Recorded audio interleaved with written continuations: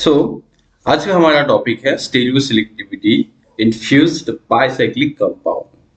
तो देखो, हमें आज जो बाइसाइक्लिक कंपाउंड्स देखने हैं उसमें देखनी है फ्यूज सिस्टम। लास्ट वीडियो में हमने डिस्कस किया कि ब्रिज सिस्टम में किस तरह से हम स्टीरियो सिलेक्टिविटी डिसाइड करते हैं। तो आज के इस वीडियो में हमें देखना है फ्यूज्ड बाइसाइक्लिक कंपाउंड। अब फ्यूज का मतलब क्या है? किसी एक सिस्टम में, बाइसाइक्लिक सिस्टम में दो कार्बन क्या होते हैं, कॉमन होते हैं, अटैच होते हैं, या फिर हम उसे कहते हैं फ्यूज्ड होते हैं। ठीक है, फॉर एग्जांपल यहाँ पे आपको दिखाई देगा डेकैलिन सिस्टम। अब देखो, डेकैलिन सिस्टम में आप देख सकते हो यहाँ पे ये जो दो कार्बन है, इन दोनों रिंग्स में, दोनों 6 मेंबर रिंग्स में ये दोनों कॉमन है। तो ये हो गई आपकी फ्यूज्ड बाइसाइक्लिक कंपाउंड। तो अगर हम बात करें डेकैलिन सिस्टम की, मतलब दो 6 मेंबर फ्यूज होती है। इसमें दो टाइप के कंपाउंड होते हैं, दो आइसोमर्स पाए जाते हैं इसके, सिस और ट्रांस। अब इन दोनों में अगर बात करें तो ट्रांस जो होता है वो ज्यादा स्टेबल होता है। ट्रांस आइसोमर्स का जो भी होगा वो क्या होता है, ज्यादा स्टेबल होता है। अगर हम उसको ड्रॉ करें तो देखो ये इस तरह से आपको यहाँ पे दिख जाएगा। सिस के लिए जो जहां पे आपने फ्यूज किया है उसी कार्बन पे जो हाइड्रोजन है वो क्या हो जाएंगे, दोनों सेम साइड में आएंगे। तो ये हो गया सिस सिस्टम और ये जो है वो ट्रांस सिस्टम है। ओके, सो यहाँ पे 6 एंड लार्जर कैन ट्रांस और cis and trans is more stable.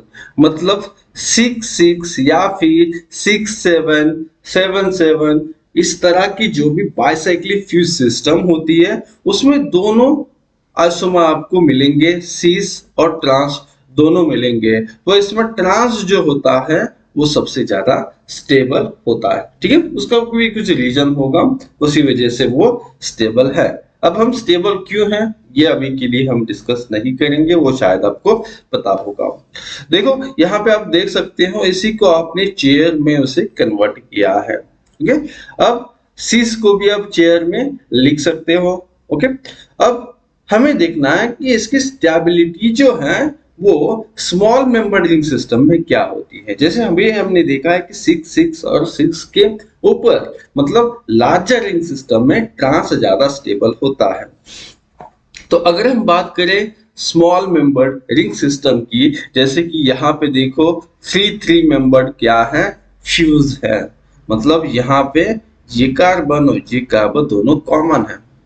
यहाँ पे आप देख सकते हो साइड में इसका एक्चुअल स्ट्रक्चर आपको दिखेगा।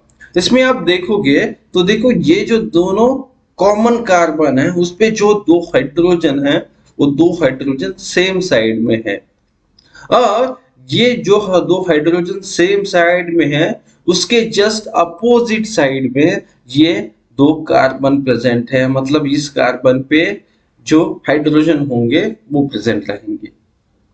मतलब यहाँ पे आप ये देख सकते हो आपका जो भी रिंग जंक्शन है वहां पे जो हाइड्रोजन है वो सेम साइड में रहता है और बाकी पूरी रिंग जो है वो एक साइड में रहेगी। ओके, जैसे कि हम अगर बात करें ये जो है वो हम इसे एज्यूम करते हैं कि ये अप साइड में है और ये दो हाइड्रोजन जो है वो डाउन साइड में है।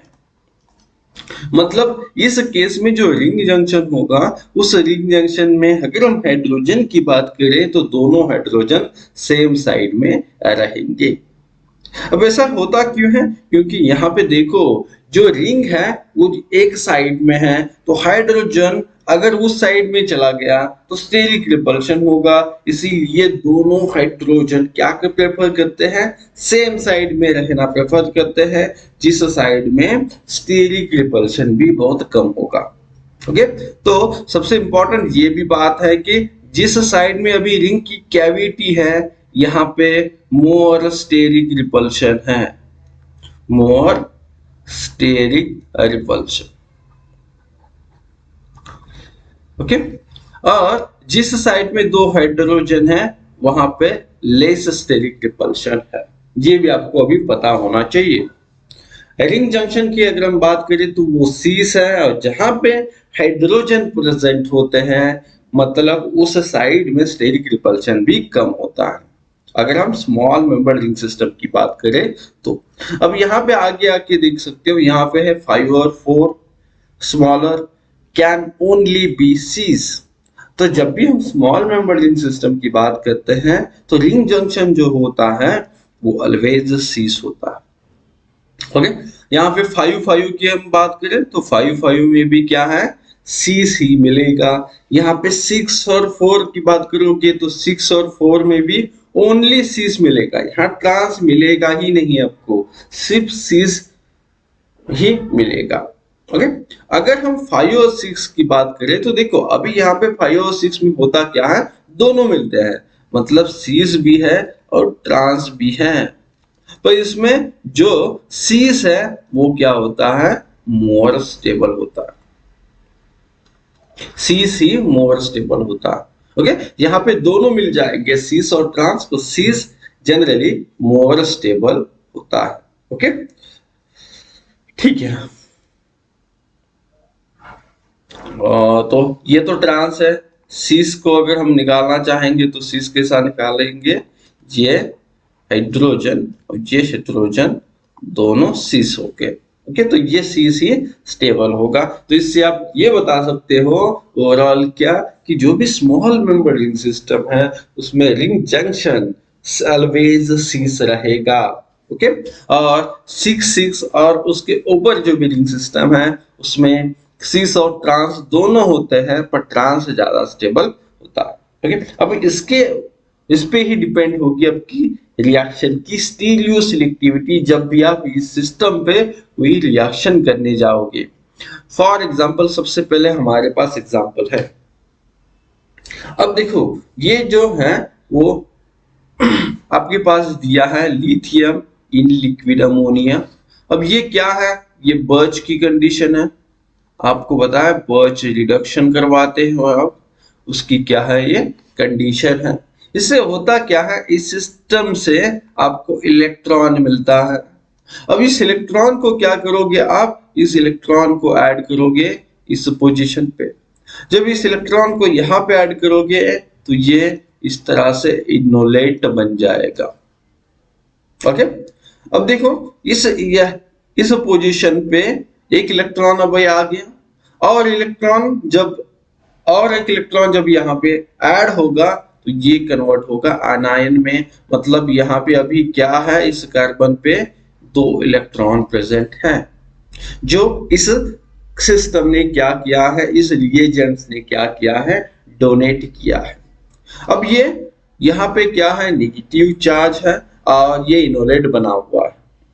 अब होगा क्या, अब देखो हमें क्या करना है, ये जो नेगेटिव चार्ज है इससे किसी इलेक्ट्रोफाइल को एक्सेप्ट करना है, क्योंकि नेगेटिव चार्ज है मतलब ये इलेक्ट्रॉन को क्या करेगा, डोनेट करेगा और किसी को एक्सेप्ट करेगा। फॉर एग्जांपल इलेक्ट्रोफाइल आप ले लेते हो H+, तो अगर H+ में उस पोजीशन पे ऐड करूं, इस पोजीशन पे मैंने क्या किया, हाइड्रोजन को ऐड किया और ये जैसा था वैसे ही बना दिया इनोलेट, और यहां पे है R ग्रुप। अब देखो इंपॉर्टेंट क्या है हमारे लिए, इंपॉर्टेंट ये है कि मुझे उस हाइड्रोजन की और R ग्रुप की स्टीरियोकेमिस्ट्री बतानी है, स्टीरियोकेमिस्ट्री डिफाइन करनी है इस हाइड्रोजन की, और ये जो R ग्रुप है इसकी क्या करनी है, स्टीरियोकेमिस्ट्री डिफाइन करनी है, या बताना पड़ेगा कि उसकी स्टीरियोकेमिस्ट्री क्या रहेगी। तो देखो बहुत ही सिंपल है, आप इजीली बता पाओगे। जैसे कि मैंने बताया यहाँ पे क्या ऐड हुआ है, इलेक्ट्रॉन्स ऐड हो चुके हैं। जब इलेक्ट्रॉन ऐड होगा तो वो किसी प्रोटॉन को एक्सेप्ट करेगा। अब जब ये प्रोटॉन आएगा तो प्रोटॉन क्या है, एक स्मॉल स्पीसीज है, तो जब ये प्रोटॉन आएगा तो वो किस साइड से आएगा, ये कैसे डिसाइड करोगे? इसके लिए देखोगे रिंग जंक्शन की स्टेबिलिटी।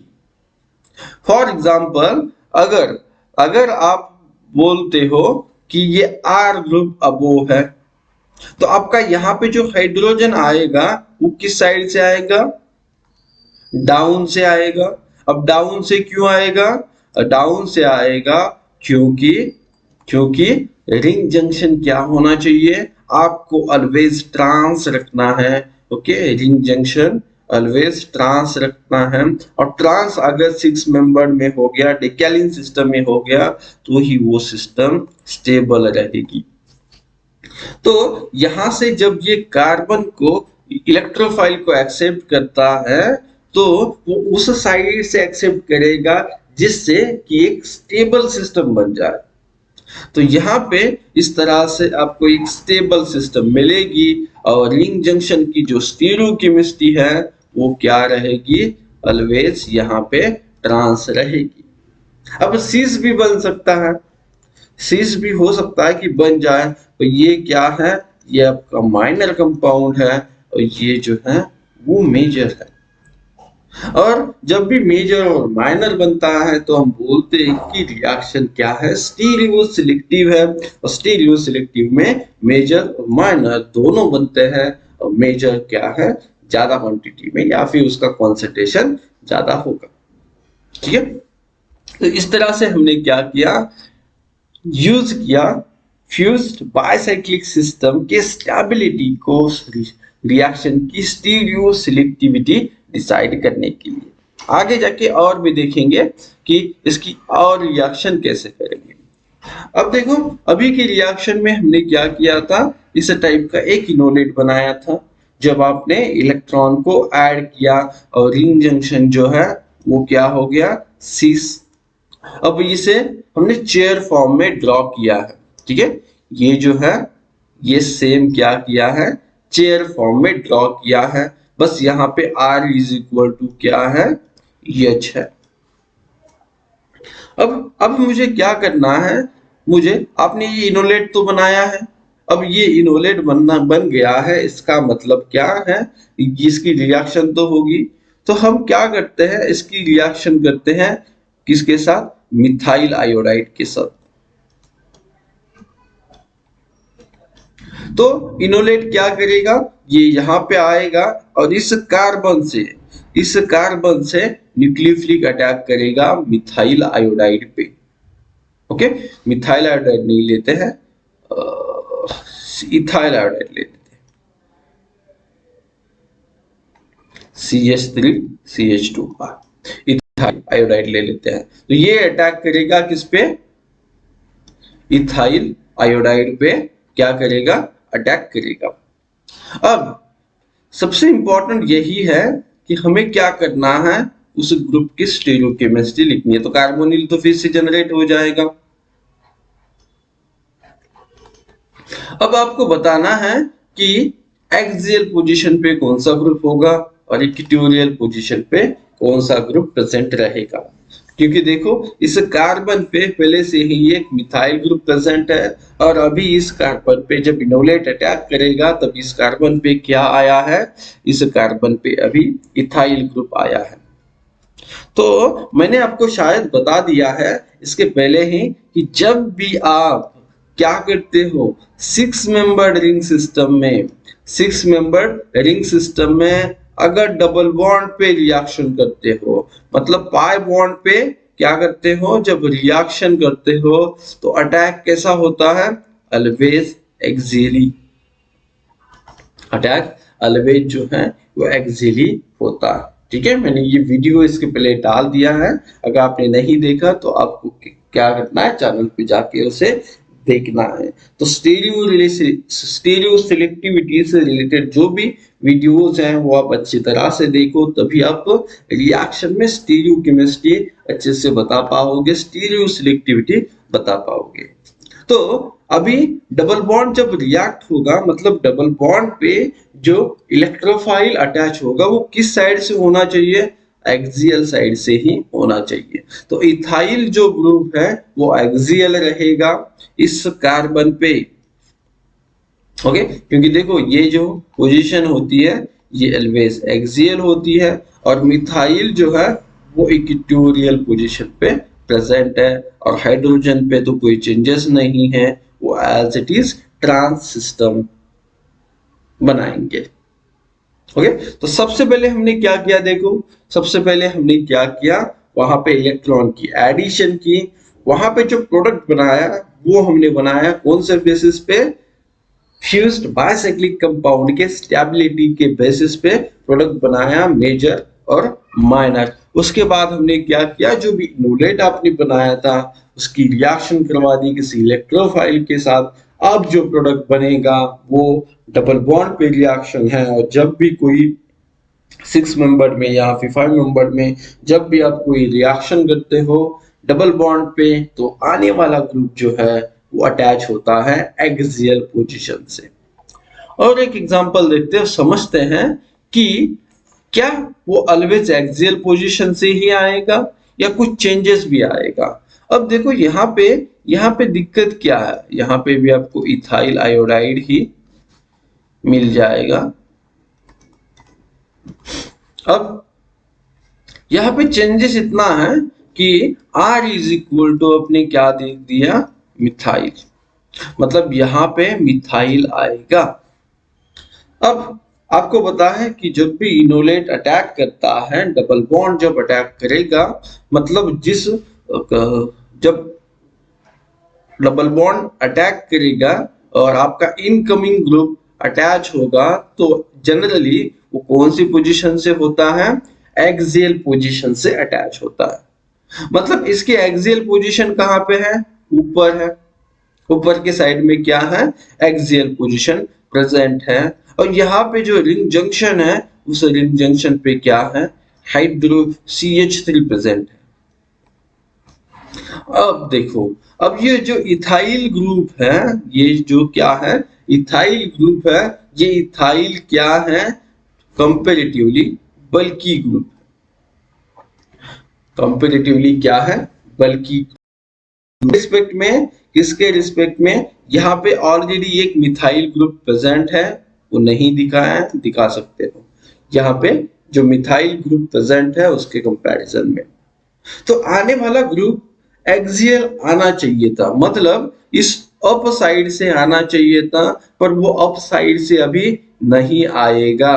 क्यों, क्योंकि अगर वो बल्कि है तो इसके साथ क्या कर सकता है, स्टेरिक रिपल्शन कर सकता है। तो इस स्टेरिक रिपल्शन को अवॉइड करने के लिए आप क्या करोगे, आप इस इनकमिंग ग्रुप को इक्वेटोरियल पोजीशन से ऐड करोगे और यहाँ पे जो ग्रुप ऑलरेडी प्रेजेंट था, मतलब जो मिथाइल प्रेजेंट था, वो एक्सियल पोजीशन पे चला जाएगा। तो जो भी हमारा रूल था उसको हमने क्या किया है, चेंज किया है, रीजन है फिर से स्टेरिक रिपल्शन का रीजन है। ठीक है, तो इस तरह से आप क्या करोगे, इस बाइसाइक्लिक फ्यूज सिस्टम में स्टीरियो सिलेक्टिविटी डिसाइड करोगे। आगे चलते हैं, तो यहाँ पे अब देखो यहाँ पे क्या मिलेगा आपको, फ्यूज सिस्टम ही है पर 5 मेंबर्ड है, दोनों क्या है 5 मेंबर्ड और 5 मेंबर्ड है। और जब भी 5 मेंबर होती है, मतलब 6 मेंबर से लोअर सिस्टम होती है, तो रिंग जंक्शन जो है वो ऑलवेज क्या होना चाहिए, CC होना चाहिए, CC मोर स्टेबल रहेगा। तो अगर सिर्फ मोर स्टेबल रहेगा तो रिएक्शन होने के बाद क्या होगा, देखो यहाँ पे H2 है और यहाँ पे कैटलिस्ट, मतलब हो सकता है कि पैलेडियम चारकोल है। हमें क्या करना है, यहाँ पे हाइड्रोजनेशन करना है इस डबल बॉन्ड पे। तो जब भी हाइड्रोजनेशन होता है तो ये कुछ कैटलिस्ट का सरफेस होता है, मतलब ये जो पैलेडियम और चारकोल है इस कैटलिस्ट पे सरफेस होगा और इस कैटलिस्ट पे सरफेस पे क्या होते हैं, हाइड्रोजन अटैच होते हैं। ये हाइड्रोजन इस डबल बॉन्ड पे क्या किए जाएंगे, ऐड किए जाएंगे। तो जब भी ये हाइड्रोजन ऐड होते हैं तो सेम साइड से ऐड करना पसंद करते हैं, प्रेफर करते हैं। मतलब दो हाइड्रोजन्स जब इस दो कार्बन पे ऐड होंगे तो दोनों के दोनों हाइड्रोजन सेम साइड से ऐड होंगे। अब दोनों के दोनों हाइड्रोजन सेम साइड से ऐड हो गए तो आप देखो यहाँ पे हमने बनाया है अबोव, आप बना सकते हो बिलो, तो मैं प्रोडक्ट बना देता हूं।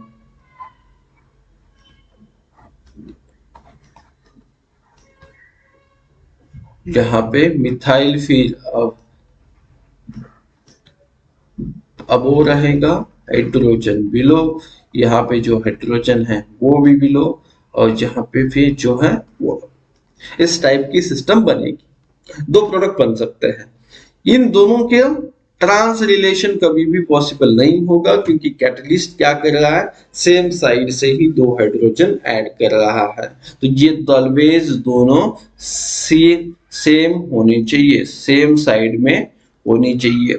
तो यहाँ पे भी ऐसा ही है और यहाँ पे भी सेम ही है।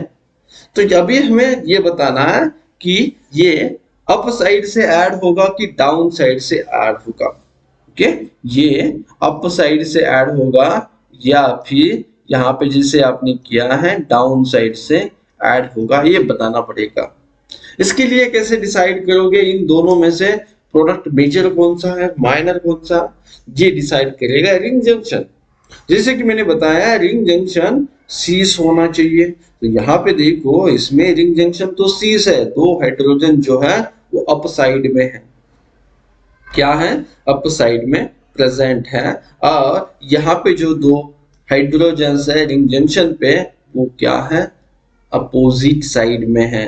तो यहाँ पे सीस है और यहाँ पे क्या है, ट्रांस रिंग जंक्शन है, और जो सीस होगा वही आपका क्या है, मोर स्टेबल है, मतलब यही आपका मेजर प्रोडक्ट होगा, यही मेजर प्रोडक्ट होगा। ठीक है, एक बार इसे ड्रॉ करके देखते हैं कि ये एक्चुअल में कैसे आपको दिखेगा। ठीक है, मतलब देखो अगर हम प्रोडक्ट की बात करें तो ये हाइड्रोजन, ओके, तो देखो ये जो दो रिंग्स हैं उस पे जो रिंग जंक्शन पे जो हाइड्रोजन्स हैं, ये दो हाइड्रोजन्स ये रिंग के ऊपर साइड में होंगे, ओके, और ये जो रिंग है वो बेंट रिंग होगी, नीचे की साइड में क्या है, वो बेंट है और दोनों हाइड्रोजन ऊपर की साइड में है। ओके, तो अगर वो ऊपर के साइड में है, दोनों रिंग्स अगर ऊपर, दोनों हाइड्रोजन अगर ऊपर की साइड में है, तो जिस साइड में हाइड्रोजन होते हैं उस साइड में स्टेरिक रिपल्शन भी कम होता है, इसीलिए वो जो सिस्टम है वो स्टेबल रहेगी, यहाँ पे सी से ज्यादा स्टेबल हो जाएगा। अब आगे जाके जो एग्जाम्पल करना है वो इसके बेसिस पे ही हमें फिर से सॉल्व करना है। अब देखो यहाँ पे है क्या, रिंग जंक्शन तो सीस ही है, कोई दिक्कत नहीं है, रिंग जंक्शन जो है वो सीस है, पर न्यूक्लियोफिलिक अटैक करना है इस कार्बोनिल पे। अब मैंने दो साइड बता दिए, फर्स्ट साइड कौन सी, जिस साइड में हाइड्रोजन प्रेजेंट है, सीस हाइड्रोजन जिस साइड में प्रेजेंट है वो एक साइड है। सेकेंड साइड कौन सी है आपकी, रिंग की कैविटी जिस साइड में है, मतलब जिस साइड में रिंग क्या होती है, बेंट होती है वो साइड, मत या फिर आप बोल सकते हो opposite to hydrogen, opposite to cis hydrogen. अब ये दो साइड है, न्यूक्लियोफाइल हाइड्रोजन के साइड से भी आ सकता है या फिर न्यूक्लियोफाइल हाइड्रोजन के अपोजिट न्यूक्लियोफिलिक साइड से भी आ सकता है। तो जब वो सीस जो हाइड्रोजन है उस साइड से आएगा तो यहाँ पे लेस स्टेरिक हिंड्रेंस होगा, लेस स्टेरिक रिपल्शन इस साइड में रहेगा, और जिस साइड में रिंग कैविटी है उस साइड में मोर स्टेरिक हिंड्रेंस होगा या फिर रिपल्शन होगा। तो आने वाला ग्रुप किस साइड से आएगा? मैंने इसके पहले भी बताया, जब भी कोई रिएक्शन होती है तो इनकमिंग ग्रुप जिस साइड में स्टेरिक रिपल्शन कम है उसी साइड से अटैच होता है, अटैक करता है। तो न्यूक्लियोफाइल जो है वो जब इसमें ऐड होगा तो किस साइड से होगा? वो जो आपका रिंग जंक्शन के हाइड्रोजन्स है उस साइड से ही ऐड करेगा। मतलब रिंग जंक्शन के हाइड्रोजन कहाँ पे है? देखो अप साइड में। तो यहाँ पे जो न्यूक्लियोफाइल है वो अप साइड से ही आएगा और OH जो है वो डाउन साइड में चला जाएगा। और हाइड्रोजन की बात करें तो हाइड्रोजन की तो स्टीरियोकेमिस्ट्री चेंज नहीं होगी, वो एज इट इज रहेंगे। तो इस टाइप का यहाँ पे आपको प्रोडक्ट मिल जाएगा। और अभी हमने क्या किया है, उस रिंग जंक्शन के स्टेबिलिटी के बेसिस पे ही हमने इस रिंग पे रिएक्शन करवा दी है। अब इस साइड में आ जाते हैं, लेफ्ट साइड में आपको क्या करना है? बेस से प्रोटॉन निकालना है। मतलब यहाँ पे क्या है? एसिडिक प्रोटॉन प्रेजेंट है, तो यहाँ पे प्रोटॉन निकालोगे तो इनोलेट बन जाएगा। तो इनोलेट के थ्रू इसकी रिएक्शन करके देखते हैं कि क्या होगा। तो यहाँ पे हमने क्या किया? इनोलेट बना दिया, O-, हाइड्रोजन, ये हाइड्रोजन और ये भी हाइड्रोजन। अब आगे जाके क्या करना है? इसकी रिएक्शन करनी है इलेक्ट्रोफाइल के साथ। तो O- क्या होगा? फिर से यहाँ पे आएगा और इनोलेट थ्रू कर इलेक्ट्रोफाइल पे अटैक होगा। तो जब इनोलेट थ्रू इलेक्ट्रोफाइल पे अटैक होगा तो अब इनकमिंग ग्रुप जो है, मतलब इलेक्ट्रोफाइल जो है किस साइड से अटैच होगा ये हमें बताना पड़ेगा। तो फिर से वही बात है कि जो भी इनकमिंग ग्रुप आएगा अटैच होगा वो किस साइड से अटैक करेगा, या फिर अटैच होगा स्टेरिक रिपल्शन जिस साइड में कम है उसी साइड से। और कौन सी साइड में कम है? जिस साइड में आपके रिंग जंक्शन के हाइड्रोजन प्रेजेंट है। ठीक है, जिस साइड में क्या है आपके रिंग जंक्शन के हाइड्रोजन प्रेजेंट है, मतलब ये दोनों हाइड्रोजन। तो इलेक्ट्रोफाइल जो है वो अप साइड से अटैच होगा और ये कार्बोनिल फिर से बन जाए। तो ये अब अप साइड में आपको लिखना है और यहाँ पे जो भी हाइड्रोजन होगा वो डाउन साइड में रहेगा।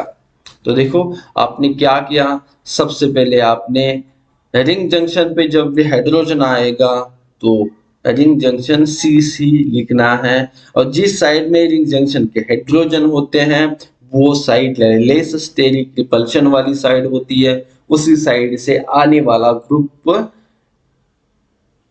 आता है। ठीक, चलो अब एक लास्ट एग्जांपल है जिसको हमें क्या करना है, सॉल्व करना है और देखना है कि एक्चुअल में और क्या क्या हो सकता है। तो देखो सबसे पहले आपको क्या दिखाई देगा, जिसे मैंने ऊपर वाली रिएक्शन में किया, LDA क्या है? बेस है। तो बेस एसिडिक प्रोटॉन ले लेगा और इनोलेट का फॉर्मेशन होगा। जब ये इनोलेट का फॉर्मेशन होगा तो क्या उसके बाद आपको क्या करना है? इसकी रिएक्शन करनी है अल्किल हलाइड के साथ। और जब आप अल्किल हलाइड के साथ रिएक्शन करोगे तो जो आने वाला इस पोजीशन पे R1 ग्रुप है वो कहाँ पे आएगा, किस साइड से आएगा? रिंग जंक्शन के हाइड्रोजन, रिंग जंक्शन के हाइड्रोजन के साइड से आएगा, क्योंकि वही साइड आपकी रेज स्टेरिक रिपल्शन वाली साइड है। जैसे अभी हमने क्या किया, यहाँ पे रिएक्शन करवा दी, इनोलेट बनाया और उसके बाद इलेक्ट्रोफाइल आ गया। तो जहां पे आपके हाइड्रोजन प्रेजेंट है उसी साइड में आपका R1 ग्रुप भी रहेगा। अब देखो और क्या करना है, फिर से LDA डाल दिया। अब बेस है, बेस क्या करेगा? फिर से इनोलेट का फॉर्मेशन करेगा। ओके, तो मैं फिर से यहाँ पे इनोलेट का फॉर्मेशन करवा देता हूं। अब जब इनोलेट का फॉर्मेशन होगा डबल बॉन्ड और इस पे ये R1 group, 2 hydrogens up side में, उसके बाद इनोलेट का फॉर्मेशन करने के बाद मुझे क्या करना है, फिर से एक अल्किल हलाइड डालना है R2Br। तो ये फिर से क्या करेगा, इस R2 पे अटैक करेगा, Br ग्रुप को निकाल देगा। अब जब R2 ग्रुप अटैच होगा उस कार्बन पे, वो किस साइड से होगा, फिर से सेम रिएक्शन करवा दी। अब R1 जो है वो कौन सी साइड में रहेगा, तो सबसे पहले तो R1 जो आया था वो रिंग जंक्शन के साइड से आया था, फिर से अपने एलडीए डाल दिया, फिर से क्या हो गया, यहाँ पे इनोलेट बना दिया। अब जो इनोलेट होता है वो प्लेनर होगा, ये जो इनोलेट बनेगा ये प्लेनर होगा, मतलब ये R1 ग्रुप और O- सभी जो है वो प्लेन में रहेंगे। तो अभी R1 की कोई स्टीरियोकेमिस्ट्री डिफाइन नहीं है, यहाँ पे R1 ना तो अप साइड में है ना तो डाउन साइड में है, वो प्लेन में है। अब R2 पे आप रिएक्शन करवा रहे हो तो आने वाला जो R2 है वो अभी कौन सी साइड से आएगा, जहां पे स्टेरिक रिपल्शन कम है। तो R2 कौन सी साइड से अटैच होगा, हाइड्रोजन जिस साइड में है उस साइड में R2 अटैच होगा, और ऑटोमेटिकली आपका R1 जो है वो उसके अपोजिट साइड में चला जाएगा। मतलब यहाँ पे R1 डाउन साइड में चला गया, पहले तो वो अप साइड में था, पर फिर से एक बार रिएक्शन करने के बाद R2 अप साइड में चला गया और R1 जो है वो डाउन साइड में चला गया।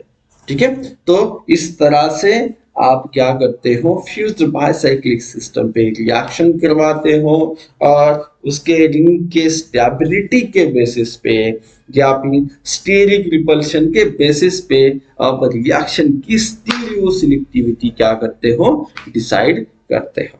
ठीक है, तो आज के लेक्चर में जो भी हमने कुछ देखा है उसे आप अच्छे से देखिए और रिवाइज करने की कोशिश कीजिए। अगर कहीं पे फिर से प्रॉब्लम आता है, कहीं अंडरस्टैंडिंग की प्रॉब्लम है, कोई कंसेप्ट समझ में नहीं आ रही है, कोई डाउट क्लियर नहीं हो रहा या फिर कुछ क्वेश्चंस आपके हैं, तो आप मुझे बोल सकते हो। हम नेक्स्ट लेक्चर में उसे डिस्कस करने की कोशिश करेंगे। ठीक है, तो यहीं पे रुकेंगे।